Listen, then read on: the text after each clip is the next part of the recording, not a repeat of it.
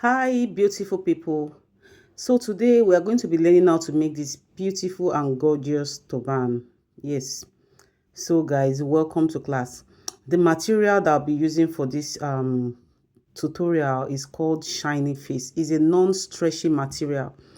And it's called shiny face. So I've already cut out my pieces, and in this tutorial I will not be showing the base. You can make any base of your choice because I don't want to waste time on this tutorial. Make any base of your choice. So we'll start from the loop, and we're going to be needing two of this piece. The width is 6 inches, as you can see, and the length is 35. Though the length is too long for me, you can make yours between 32. Yeah, you can make it 32. So it's a very simple stuff. Like I said, we're going to be needing two of these, and we'll be using our foam also. If you are very conversant and familiar with my tutorial, my videos, you know what I'm talking about here. So I'm just doing it for the sake of those that have not seen my video before. So the foam measures 2.5. The width is 2.5,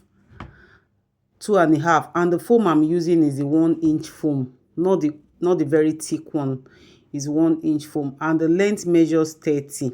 So we're going to be folding on the wrong side like this and just sew on 1/4 inch all the way down. So don't sew the top, just attach your foam to it like this, stitch, and then turn it out. So this piece here, I want to use it for my bow. So I'll be using this piece for my bow, and it measures 19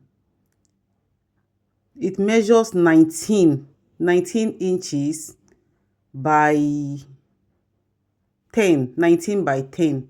So I'll fold it into two like this. So it's from that side, all the way from that side to the end like that, and leave the other side so that we can turn out and insert our foam. I'm sorry, not foam. Here I found a piece of thick wadding and I joined it. So it measures 9 by 9, I guess. So 9 inches by 9 by 9. So that's the measurement. So you can put foam in your own, you can put crinoline, but I want to use this thick wadding. So you just insert it and top stitch and close up. Yes, that's just it. So this is the final look after inserting my wadding into it. So you just fold in neatly that's part that you wouldn't sew. So folding in like this and top stitch. You can see me zooming the video, the camera, so that you can see it very well. Just fold it in gently and top stitch neatly. That's all. Then you form your bow. Okwari, that's all. It's as simple as that. So I will just get my, you can see the beautiful bow I made. So, and this is also the double loop. I've closed it, I've turned it out. So now we're going to be I just want to embellish here. So here I'm trying to illustrate that I'll be putting, just to put it together, I'll be applying my candle gum, just gum it together like that. But before then, I just thought of like just doing embellishment so that it can add beauty to the cap. I don't just want it to be plain. So after that, I'll just place my bow at one side. So here I have this handy machine, beading machine. I got it very long ago, and it has different bead size. You can use it with different size of beads because it has different holes that comes with it. So this is a small size bead, size 6. You can, if you don't have this machine, you can use gum to gum your glue, but I want a very neat and clean job. So I will just be beading few for you to see, then I'll just bead all the way to the very one that I'll be placing on top. You know, I'll just be beading the one on top that'll be on top of the loop, the 2 loops. So the one on top is the one I'm beading.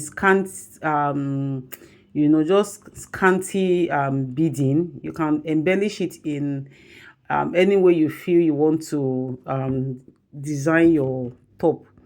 So you can see I have done it, and that this is the final look. And I've also applied my candle glue to gum the two together. So the next thing I'll be doing is to just place it like this on my base. It's like I skipped the video. I didn't know it. I didn't record where I was placing it on my bow. You know, I also have a belt. I also attach a belt to the both sides, then place my bow, whichever way you can place your bow. I decided to stand it at the end of the video, you see. So it's just a simple and a very short tutorial. You know, you can place your bow however you want it to be, and I gum it on top of my base. And guys, this is the final look of our beautiful and elegant tutorial. I hope you enjoyed this class. If you have any question you want to ask me, you can send in your question. Thanks for watching.